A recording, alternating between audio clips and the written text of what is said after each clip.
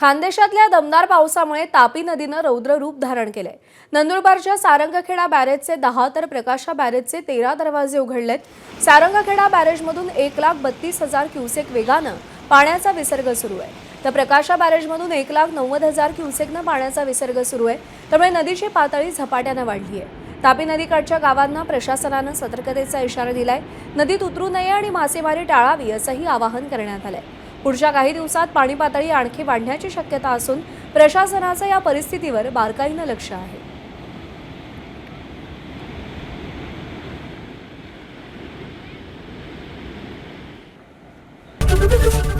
ABP माझा, उघडा डोळे बघा नीट।